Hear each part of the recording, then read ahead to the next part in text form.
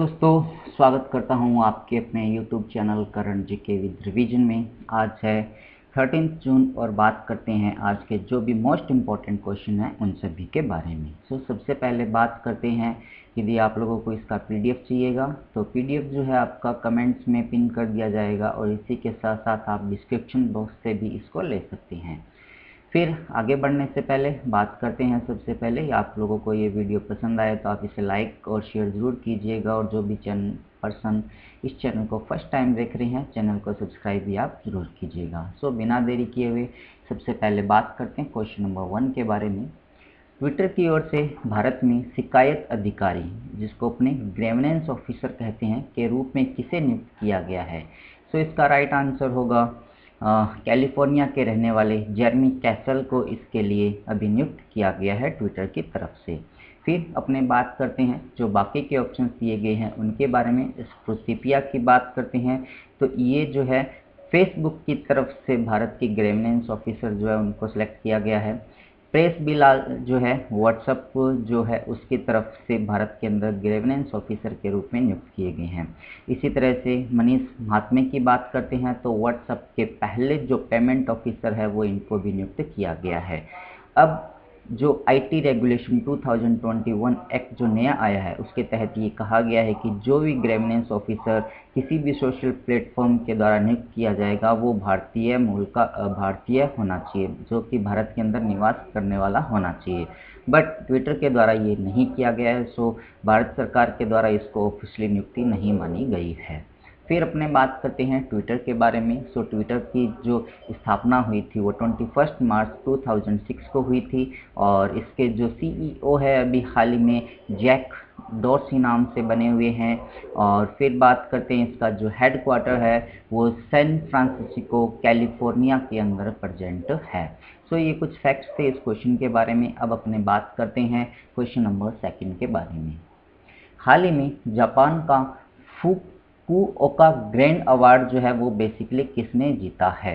इसका right answer होगा भारत के जो पालागुमिनी सेंथ है इनके द्वारा ये जो अवार्ड है वो जीता गया, जिनका जन्म जो है वो तमिलनाडु के चेन्नई के अंदर हुआ था। ये बेसिकली जो एक जर्नलिस्ट है और इनको इस अवार्ड से सम्मानित किया गया है। ये जो फुकुओका अवार्ड है बेसिकली 3 कैटेगरी के अंदर दिया जाता है। एक आपका जर्नलिज्म हुआ, एक आपका एकेडमिक हुआ और एक आपका एग्रीकल्चर हुआ। इन तीनों की अपने बात करते हैं। सबसे पहले अपने बात करते हैं जापान का जो फुकुओका ग्रैंड प्राइज अवार्ड है। बेसिकली ये पालागुमी सेनेथ को प्रोवाइड करवाया गया, जिसके तहत इनको 5 मिलियन येन जो है वो पर्टिकुलर प्रोवाइड करवाए जाएंगे। इसी तरह से बात करते हैं श्यामला गणेश की।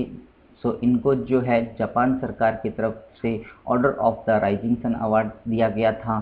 किशिमितो मियो की बात करते हैं तो ये जो है बेसिकली एक आर्टिस्ट अपने कह सकते हैं या फिर एक जो साहित्यक होते हैं वो है। बेसिकली इनको जो है एकेडमिक अवार्ड जो है वो प्रोवाइड करवाया गया है।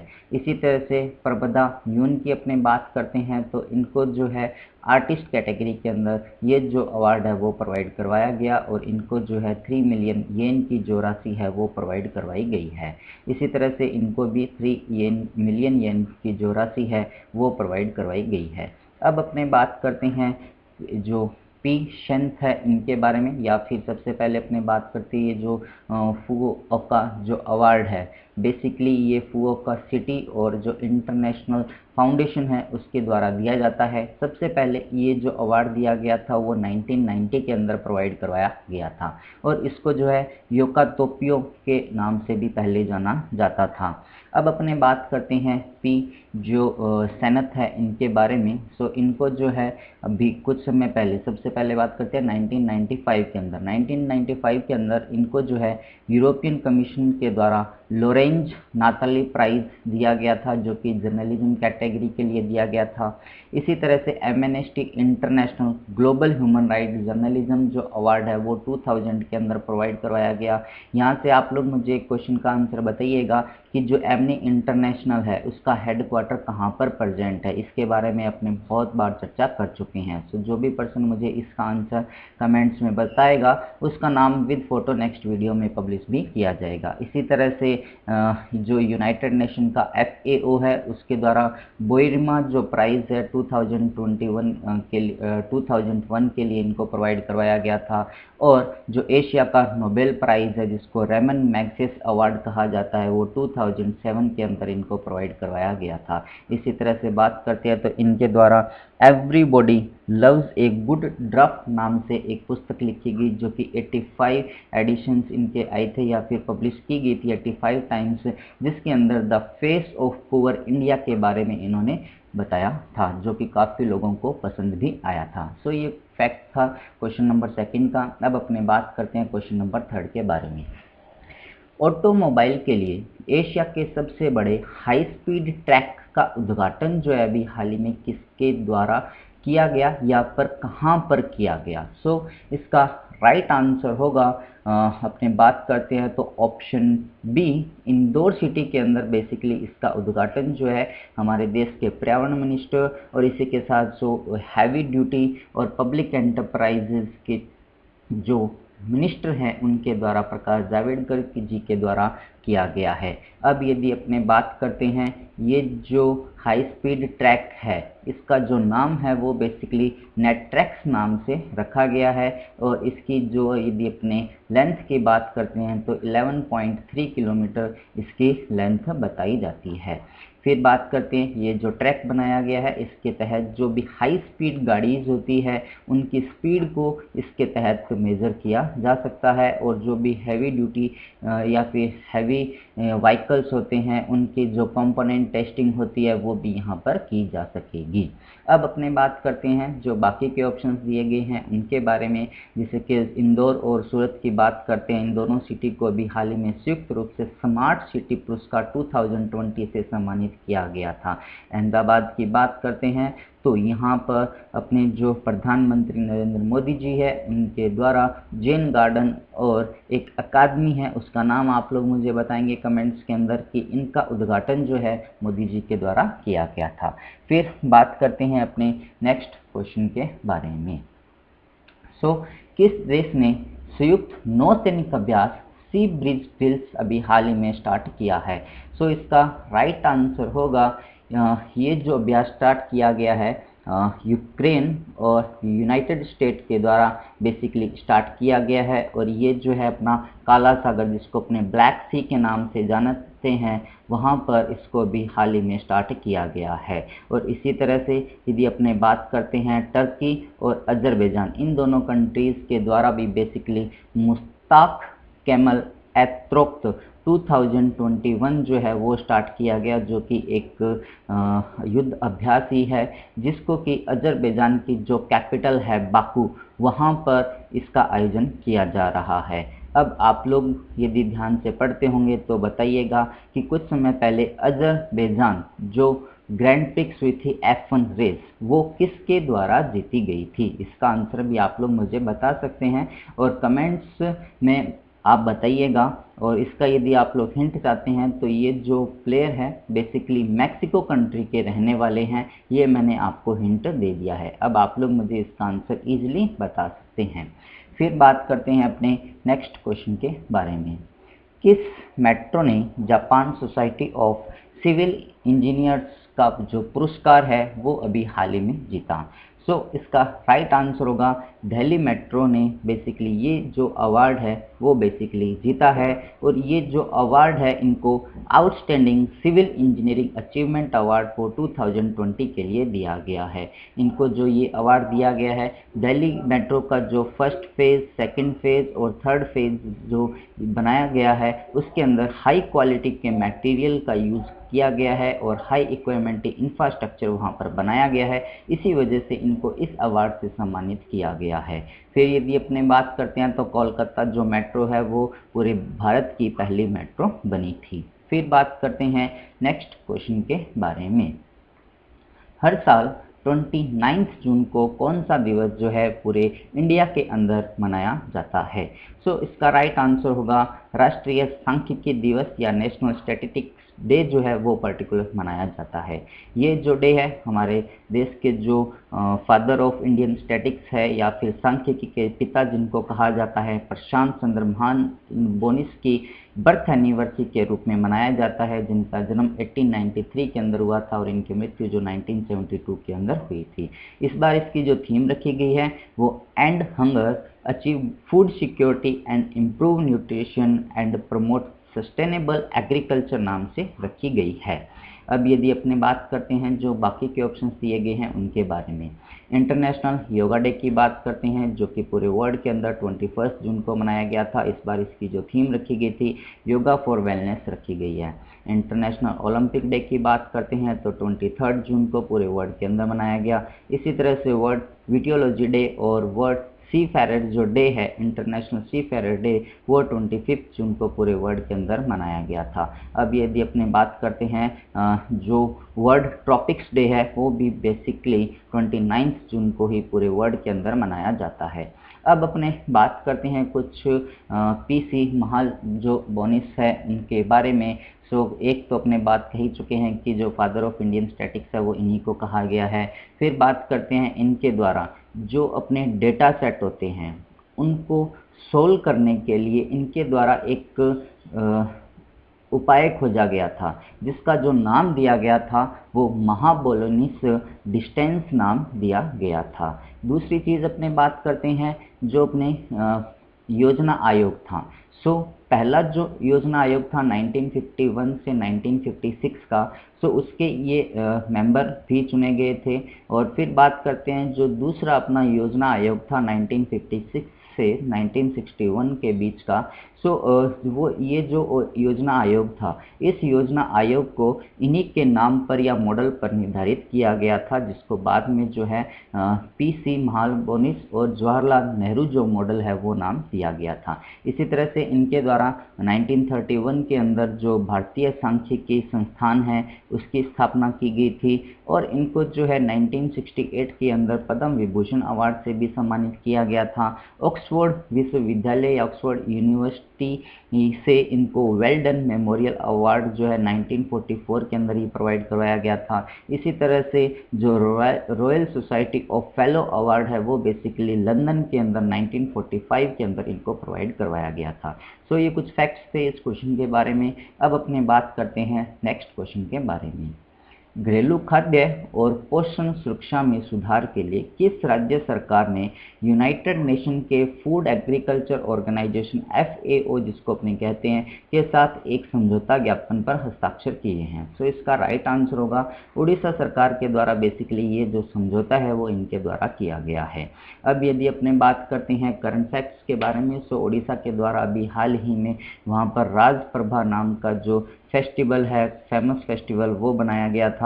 और यदि इसी तरह से अपने बात करते हैं कुछ और फैक्ट्स के बारे में जो कि अपने थोड़ी देर बाद बात करेंगे। बाकी अभी जो ऑप्शंस दिए गए हैं उनकी पहले बात करते हैं। जैसे दिल्ली की बात करते हैं तो इनके दिल्ली सरकार के जो मुख्यमंत्री अरविंद केजरीवाल जी, उनके द्वारा अभी हाल में कोविड-19 परिवार से जो भी अनाथ हुए बच्चे हैं या फिर उनकी सहायता के लिए आर्थिक सहायता जो है वहाँ पर स्टार्ट की गई है, जिसके तहत वो वहाँ के जो विक्टिम्स है जो कि अनाथ हो चुके हैं बच्चे हैं उनको 2500 रुपये पर मंथ प्रोवाइड करवाए जाएंगे जब तक कि उनकी एज जो है वो 25 ईयर तक कंप्लीट नहीं हो जाती है। इसी तरह से इनके द्वारा भी ये भी घोषणा की गई है कि यदि आप पार्टी पंजाब में हो रहे चुनाव में जीतती है तो वहाँ पर 300 यूनिट तक की जो बिजली है वो वहाँ के लोगों को फ्री में प्रोवाइड करवाई जाएगी। फिर बात करते हैं चंडीगढ़ की। चंडीगढ़ अभी एजुकेशन से रिलेटेड परफॉर्मेंस ग्रेडिंग इंडेक्स जारी किया गया था, जिसके अंदर चंडीगढ़ जो है उसने टॉप किया था।